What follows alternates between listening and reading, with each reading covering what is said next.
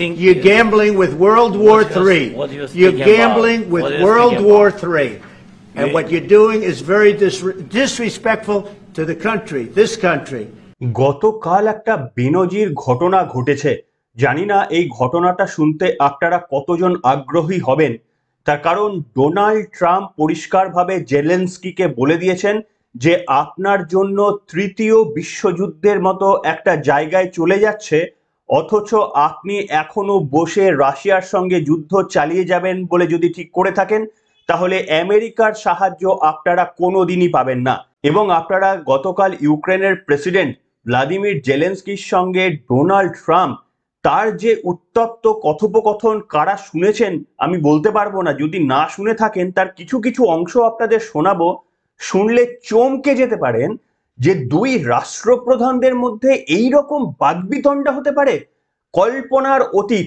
আমার জীবনে দেখা দুই রাষ্ট্রপ্রধানদের মুখোমুখি এই ধরনের উত্তপ্ত বাক্য বিনিময় একেবারেই কল্পনার অতীত, যেখানে ডোনাল্ড ট্রাম্প কার্যত হুঁশিয়ারির পর হুঁশিয়ারি দিচ্ছেন, সামনে বসে রয়েছেন প্রেসিডেন্ট জেলেনস্কি, তার বিভিন্ন দেশ থেকে আসা প্রতিনিধিরা এবং তাদের সাংবাদিকরা।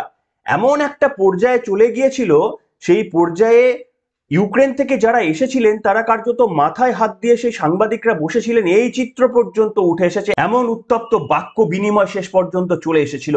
আর আজকেই পুরো পর্বটা আপনাদের শোনাবো। অত্যন্ত গুরুত্বপূর্ণ, তৃতীয় বিশ্বযুদ্ধের মতো কথা বলা হচ্ছে। ভারতও কিন্তু ওপিনিয়ন রেখেছে এই সম্পর্কে বারবার, যেমন রাশিয়ার কাছে গিয়েছিল ভারতের প্রধানমন্ত্রী, ঠিক তেমনি আবার জেলেনস্কির কাছেও গিয়েছিল। তাই এটা পশ্চিমবঙ্গবাসী ছেড়ে দিন, গোটা ভারতবর্ষের জন্য অত্যন্ত গুরুত্বপূর্ণ, কারণ তৃতীয় বিশ্বযুদ্ধ যদি লাগে তাহলে এর আজ পৃথিবীর সব দেশে সর্বত্র ছড়িয়ে পড়বে। এই তথ্য আপনাদের সামনে আজকে তুলে ধরবো। নমস্কার, welcome to simple as ABC. আপনাদের সকলকে স্বাগত জানিয়ে শুরু করছি আজকের অত্যন্ত গুরুত্বপূর্ণ একটি পর্ব। প্রথমেই আপনাদের সামনে আমি দেখাতে চাইবো যেটা আমার জীবনের দেখা বেনজিরতম ঘটনা। কোনো দিন দেখিনি দুই রাষ্ট্রনায়কের মধ্যে এই রকম তপ্ত বাক্য বিনিময়, তাও আবার গোটা পৃথিবীর সামনে, যেটা লাইভ টেলিকাস্ট হচ্ছে, সকলে দেখছেন। সেখানে ডোনাল্ড ট্রাম্প কিভাবে হুঁশিয়ারি দিচ্ছেন আপনাদের শোনাবো। ইংরেজিতে ডেফিনেটলি কনভারসেশনটা হয়েছে। ডোনাল্ড ট্রাম্প পরিষ্কারভাবে বলছেন যে আপনি কখনোই জিততে পারবেন না, আপনি সেই অবস্থায় নেই যেখানে আমাদের ডিকটেট করবেন, আপনার জেতার মতো কোনো অবস্থা এই মুহূর্তে পড়ে নেই। জেলেনস্কি তার উত্তরে যখনই কিছু বলার চেষ্টা করছেন, আরো একবার ডোনাল্ড ট্রাম্প দ্বিগুণ আক্রমণ করে বলছেন যে আমরা আপনাদের সাহায্য করেছি বলে আপনারা এখনো পর্যন্ত নিজেদের যুদ্ধটা চালিয়ে যেতে পারছেন। আমাদের যে প্রেসিডেন্ট ছিল জো বাইডেনের কথা উল্লেখ করে বলছেন এই বোকামিটা তিনি করে গিয়েছেন বলে আপনি যুদ্ধ চালিয়ে যেতে পারছেন। আমরা যদি অর্থনৈতিকভাবে কিংবা সামরিক দিক থেকে আপনাকে সাহায্য না করতাম, 2 সপ্তাহের মধ্যে এই যুদ্ধ শেষ হয়ে যেত। মুখের সামনে শটান জবাব। এই বক্তব্যটা শুনিয়ে পর্ব শুরু করছি, শুনুন। Is in big trouble. Can I Wait a answer? minute. No. You've done a lot of talking. Your country is in big trouble. I know. You're not winning. You're not winning this. You have a damn good chance of coming out okay because of us. Mr. President, we are staying in our country, staying strong from the very beginning of the war. We've been alone, and we are thankful. I said thanks you haven't in been this alone. cabinet, you and haven't not been only alone. in this cabinet. We gave you, through this stupid president, $350 billion. You voted we gave for you your military president. equipment, You and you voted men for are your brave, president. but they had to use our military. What about if you didn't have You our invited military me- equipment, You invited if me you to didn't speak- have our military equipment, this war would have been over in 2 weeks. Your country is in big trouble. শুনলেন বন্ধুরা, এই রকম গতকাল 1 ঘন্টার একটা বৈঠকে white হাউসের oval meeting রুমে দুই রাষ্ট্রপ্রধানদের সঙ্গে তাদের জনপ্রতিনিধিরা এবং আমেরিকার ডোনাল্ড ট্রাম্পের সঙ্গে ভাইস প্রেসিডেন্ট জেডি ভ্যান্স তিনিও পর্যন্ত ছিলেন। যে ধরনের উত্তপ্ত বাক্য বিনিময় হয়েছে তার একটা ছোট্ট অংশ আপনাদের শোনালাম। এবং আমি ভাবতেই পারি না এই ধরনের বাক্য বিনিময় দুই রাষ্ট্রনায়কের মধ্যে হতে পারে। কিন্তু কি ঘটনা ঘটেছে এবার আপনাদের সামনে বলবো। আপনারা জানেন যে রাশিয়া ইউক্রেনের যুদ্ধ দীর্ঘদিন ধরে চলে আসছে এবং এর জন্য অর্থনীতিতে প্রভূত ক্ষতি হচ্ছে। শুধু ইউক্রেন বা রাশিয়ার জন্য নয়, ভারতের অর্থনীতিতে পর্যন্ত এর প্রভাব পড়েছে। এবং এই যুদ্ধটাকে 3 বছর ধরে চলে আসা এই যুদ্ধটাকে মিটিয়ে নেওয়ার জন্য কোনো পক্ষই রাজি নয়। আমি আপনাদের সামনে বারবার বলেছিলাম এই যে জেলেনস্কি, তাকে যে ক্ষমতায় নিয়ে আসা হয়েছিল, কিংবা আমাদের এই যে পাশের দেশ ইউনূসকে ক্ষমতায় নিয়ে আসার পেছনে আমেরিকার তদানীন্তন যারা রাষ্ট্রপ্রধান ছিলেন তাদের পরিচালিত ডিপ স্টেটের একটা বড় ভূমিকা ছিল। এবং আমি আপনাদের সামনে এই প্রশ্ন বারবার তুলেছিলাম যে পৃথিবীর দ্বিতীয় শক্তিশালী দেশ রাশিয়া, তারা একটা পৃথিবীর 23-24 নম্বরে থাকা শক্তিশালী দেশ ইউক্রেনকে হারাতে কেন 3 বছর ধরে পারছে না? এর উত্তরও আপনাদের সামনে আমি দিয়েছিলাম। এই জো বাইডেন যে ধরনের অস্ত্র সরবরাহ কার্যত করে গিয়েছে, এই কারণে যুদ্ধটা এতদিন ধরে চলছে। কিন্তু গতকাল ডোনাল্ড ট্রাম্প পরিষ্কারভাবে জানিয়ে দিয়েছেন যে আমরা এই আপনাদেরকে এইভাবে যুদ্ধের অস্ত্র সহযোগিতার মাধ্যমে এই শান্তি বিঘ্নিত কখনোই করতে পারবো না। আরো একবার পৃথিবীকে তৃতীয় বিশ্বযুদ্ধের দিকে আমরা নিয়ে যেতে পারবো না। এবং এর পেছনে আমেরিকার তাহলে কি লাভ? আমেরিকারও একটা লাভ রয়েছে, সেই গল্পই আজকে আপনাদের শোনাবো। সেটা হচ্ছে একটা খনিজ চুক্তি হবার কথা ছিল ইউক্রেনের প্রেসিডেন্ট এবং ডোনাল্ড ট্রাম্পের সাথে। কি সেই খনিজ চুক্তি নিশ্চিতভাবে আপনাদের সামনে ব্যাখ্যা করব, কিন্তু তার আগে আপনারা আরো একটা অংশ শুনে নিন যেটা কোথাও হিস্ট্রিতে কোথাও পাবেন না। দুই রাষ্ট্রনায়কের মধ্যে এরকম উত্তপ্ত বাক্য বিনিময়, এমনকি তাদের জন্য যে লাঞ্চ প্রিপেয়ার হয়েছিল সেই লাঞ্চটা পর্যন্ত না করে কার্যত উঠে চলে আসে জেলেনস্কি বা তার এবং তার সহযোগীদের বেরিয়ে যেতে বলা হয় হোয়াইট হাউস থেকে। এই বেনজির ঘটনা শুধু নয়, আপনাদের এটাও শোনাবো যে ড্রেস পরে গিয়েছিলেন ইউক্রেনের প্রেসিডেন্ট, সাংবাদিকরা প্রশ্ন করেছেন আপনার কি একটা স্যুট কেনারও পয়সা নেই? কারণ আমেরিকার ফর্মাল ড্রেস হচ্ছে স্যুট, অর্থাৎ একটা কোট এবং একটা টাই এবং প্যান্ট, এটা হচ্ছে আমেরিকার ফর্মাল ড্রেস। এইটা পর্যন্ত পরে আসার কি আপনার সামর্থ্য নেই? বা আপনি কি এতটাই দাম্ভিক যে আপনি হোয়াইট হাউসে এসেছেন এই ধরনের ড্রেস না পরে? এই পর্যন্ত প্রশ্ন শুনতে হয়েছে কিন্তু জেলেনস্কিকে। সবটাই শোনাবো আপনাদের, কিন্তু তার আগে আরো একটা ছোট্ট বক্তব্য আপনারা শুনুন যেখানে ডোনাল্ড ট্রাম্প মারাত্মক রেগে গেছিলেন। বলছেন যে আমাদের কিসে ভালো হয় সেই জায়গায় বলার জায়গা আপনার নেই, আপনি নিজের জায়গাটা ভালো করে ভাবুন। আপনি আমাকে ডিকটেট করার প্রয়োজন নেই, আপনি সেই জায়গায় নেই যে আপনি আমাদের ডিকটেট করবেন। প্রথমে জেডি ভ্যান্সের বক্তব্য, তারপরে ডোনাল্ড ট্রাম্পের বক্তব্য, এই দুটো একটু অল্প করে শোনাই আপনাদের, শুনুন। I will answer. To come to the Oval Office of the United States of America and attack the administration that is trying to prevent the destruction of your country. A lot of questions. Let's start from the beginning. Sure. First of all, during the war, everybody has problems. Even you, but you have nice ocean and don't feel now, but you will feel it in the future. God bless. You don't know that. God bless. You don't God know bless. that. You will not have a war. Don't tell us what we're going to feel. We're trying to solve a problem. Don't tell us what we're going to feel. I'm not telling you. Because I'm you're in no answering on this position to question. dictate that. That's Remember exactly this. what I'm not You're in dictating. no position to dictate what we're going to feel. You We're will- going to feel very you will good. feel influenced. We're going to feel very I'm good and telling very you, strong. You will feel influence. You're right now not in a very good position.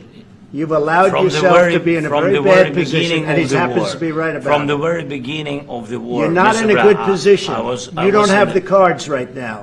With us, you start I'm having not playing cards. cards. But right now, you I'm don't. very Yeah, you're playing serious, cards. Mr. President. You're I'm playing very cards. serious. You're gambling I'm the with the president lives in of war. millions of people. You think- You're gambling with World War III. What are you You're speaking gambling about? with What are you World speaking War about? III.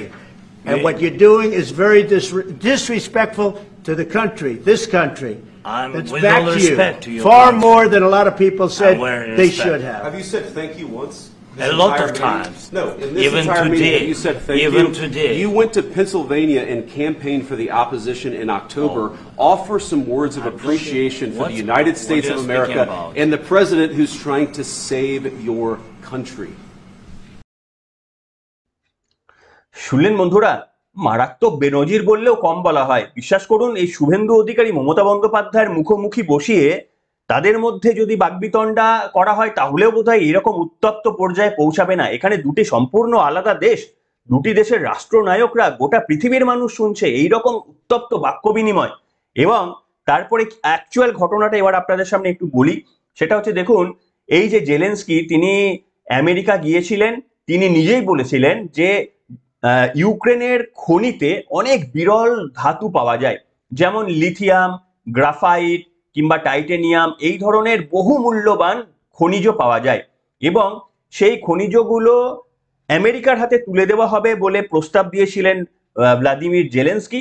এবং তার পরিবর্তে আমেরিকাকে ইউক্রেনের সামরিক দিক থেকে সুরক্ষিত করতে হবে, তাদের সুরক্ষা নিশ্চিত করতে হবে। এইটা ছিল একটা খনিজ চুক্তির একটা বিষয়। কিন্তু সেই চুক্তির জন্য যখন হোয়াইট হাউসের ওভালে মিটিং করছিলেন, সেই চুক্তি তো বাতিলই হয়, বরঞ্চ তাদেরকে জোর করে বার করে দেওয়ার মতো ঘটনা ঘটে। তার কারণ ডোনাল্ড ট্রাম্প বলেছেন যে এতদিন পর্যন্ত আমাদের যিনি প্রেসিডেন্ট ছিলেন তারা অর্থনৈতিকভাবে আপনাদের সাহায্য করে গেছে বলেই যে আমরা সাহায্য করে যাব, এবং আমরা যদি অর্থনৈতিকভাবে আপনাদের সাহায্য করতে থাকি আপনারা এটাকে দুর্বলতা ভেবে এই যুদ্ধটা চালিয়েই নিয়ে যাবেন, তাই কোনো আমরা সহযোগিতা করব না। হ্যাঁ, যদি এই খনিজ সম্পদের ভান্ডার যেগুলো লুকিয়ে রয়েছে ইউক্রেনের মাটিতে, যেমন ধরুন লিথিয়াম, আপনারা জানেন যে সেমিকন্ডাক্টর শিল্পের জন্য, ব্যাটারির জন্য অত্যন্ত গুরুত্বপূর্ণ, এবং তার সাথে সাথে রয়েছে ধরুন টাইটেনিয়াম, যেটা সামরিক অস্ত্র তৈরির জন্য টাইটেনিয়াম প্রয়োজন, গ্রাফাইট রয়েছে জ্বালানির জন্য গ্রাফাইট, এই ধরনের অতি মূল্যবান খনিজ পদার্থ রয়েছে কিন্তু ইউক্রেনের মাটিতে।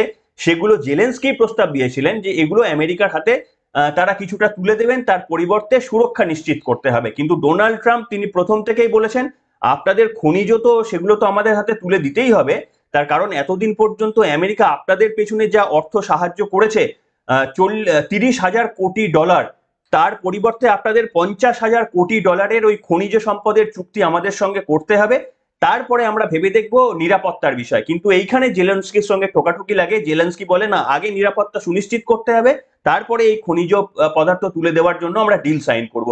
এইখানেই মতানৈক্য দেখা যায়, এবং তারপরেই ডোনাল্ড ট্রাম্প পরিষ্কারভাবে বলে দেন যে আপনি যেভাবে অ্যাগ্রেসিভ হলেন, আপনি যেভাবে এইভাবে একবারে কঠোর একটা নীতি নেওয়ার চেষ্টা করছেন, এটা আপনার ভালো তো হবেই না, বরঞ্চ আপনি একেবারে আপনার নিজের জায়গাটা ক্রমাগত হারাতে থাকবেন, এটা আজকে আমি আপনাদের সামনে বলে দিলাম।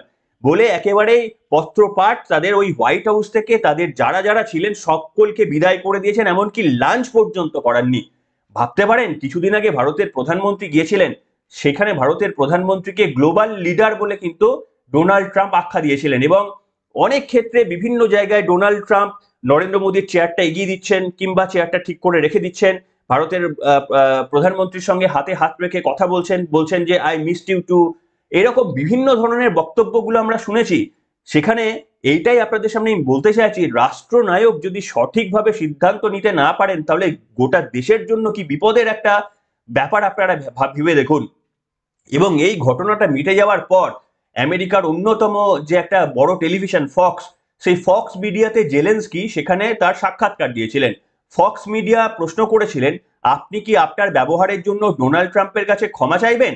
উত্তরে জেলেনস্কি পরিষ্কারভাবে বলে দেন যে না, ক্ষমা চাইবো না, এবং তিনি বলেন আমরা এখনো আশা রাখছি ডোনাল্ড ট্রাম্পের সঙ্গে আমাদের এই সম্পর্ক ভালো হবে। আর ডোনাল্ড ট্রাম্পও এই ঘটনার পর লিখে জানিয়েছেন যে এই যে উত্তপ্ত বাক্য বিনিময়, এটা ছাড়া আমরা ইউক্রেনের আবেগটা বুঝতেই পারতাম না, কিন্তু আমরা এটা বুঝতে পেরেছি যে কোনোভাবে ইউক্রেনকে সহযোগিতার মাধ্যমে এই যুদ্ধটাকে চালিয়ে যাওয়া এবং এই শান্তিপূর্ণ গোটা বিশ্বের শান্তি নষ্ট করা, এটাকে আমরা করতে দেব না। যদি উনি শান্তি চান তাহলে আবারও ফিরে আসতে পারেন, আমাদের দরজা খোলা থাকবে। অর্থাৎ শান্তি চাইলে ফিরে আসতে হবে, খনিজ ডিল তাদেরকে করতে হবে, আমেরিকার হাতে খনিজ পদার্থের অংশ তুলে দিতে হবে, এই ধরনের শর্ত চাপানো হয়েছে। এর পেছনে আরো একটা কারণ রয়েছে, এই যে চীনের এত দাপাদাপি, আমরা শুনি না যে চীন মরুভূমিকে একেবারে কেটে জঙ্গল বানিয়ে ফেলছে, কিংবা নৌবাহিনী এখন গোটা বিশ্বের মধ্যে তাদের নৌবাহিনী সব থেকে বেশি স্ট্রং, এমনকি আমেরিকার থেকেও স্ট্রং, বা মহাকাশে তাদের যে সমস্ত গবেষণা উন্নততর জায়গায় নিয়ে যাচ্ছেন, এর পেছনে এত টাকা আসছে কোথা থেকে? এটার উত্তর হচ্ছে চীনের এমন কিছু বিরল খনিজ বস্তু রয়েছে, তাকে ভর করে চীনের অর্থনীতির এই অগ্রগতি। আর ভারতের দেখুন, না খনিজ তেল পাওয়া যায়, না এই ধরনের বিরাট কোনো খুব উচ্চ মূল্যের কোনো সম্পদ পাওয়া যায়। ভারতের কাছে যেটা রয়েছে সেটা হচ্ছে কয়লা, যেটা একটা সময় ভারতকে প্রচন্ড মাইলেজ দিয়েছে, কিন্তু এখন তো আর কয়লার যুগ নেই, সবাই সেইখান থেকে পিছিয়ে আসছে। কাজেই ভারতের কাছে সেই অর্থে অত্যন্ত দামি বস্তু ডেফিনেটলি কিছু না কিছু তো রয়েছেই, সেমিকন্ডাক্টর বানানোর জন্য লিথিয়ামও কিছু খনি পাওয়া গিয়েছে, কিন্তু পেট্রোলিয়াম যেমন নেই তেমনি অন্যান্য বিরল খনিজ দ্রব্য ভারতের হাতে নেই। সেই জন্য চীনের সঙ্গে মোকাবিলা করাটা একটু শক্ত হয়ে যাচ্ছে। আর আমেরিকা মনে করছে যে তাদের কাছে যথেষ্ট পরিমাণে তেল থাকলেও তাদের কাছে এই খনিজ সম্পদগুলো নেই, যেটা তারা ইউক্রেনের কাছ থেকে পেতে পারে। এই কারণেই তারা ডিল করতে চেয়েছিল। চীনের অর্থনীতি যেভাবে অগ্রগতি হচ্ছে, এক সময় আমেরিকাকেও ছাপিয়ে যেতে পারে, অস্ত্রের দিক থেকে আমেরিকাকেও ছাপিয়ে গিয়ে বিশ্বের 1 নম্বর জায়গাটা চীন দখল করে নিতে পারে। এই আশঙ্কা থেকেও কিন্তু ডোনাল্ড ট্রাম্প চাইছিলেন যে আমেরিকাকে এমন একটা জায়গায় নিয়ে যাওয়া যে খনিজ পদার্থগুলো তাদের দেশে পাওয়া যায় না, সেগুলো ইউক্রেনের সঙ্গে ডিল করে তারা যদি নিয়ে আসতে পারে, তাহলে চীনকে হারানোটা মানে চীনের থেকে অনেক বেশি এগিয়ে থাকাটা তাদের পক্ষে খুব একটা কঠিন হবে না। কিন্তু সেই বাড়া ভাতে ছাই দিয়ে দিয়েছেন জেলেনস্কি, তার জন্য যে ধরনের উত্তপ্ত বাক্য বিনিময় হলো, বিশ্বাস করুন আমার জীবনে কেন, আপনারাও কি শুনেছেন কোথাও, মানে শুভেন্দু অধিকারী মমতা বন্দ্যোপাধ্যায়ের বিরুদ্ধে বোধহয় যে ধরনের আক্রমণ করেন সেই ধরনের আক্রমণ মুখোমুখি দুই রাষ্ট্রনায়ক করছেন, এটা সত্যি একটা মানে বিরলতম ঘটনা। যারা এই ঘটনার সাক্ষী থাকলেন না কিংবা যারা এই ধরনের ভিডিওগুলো দেখার আগ্রহ প্রকাশ করছেন না, তারা জীবনে অনেক কিছু হারালেন।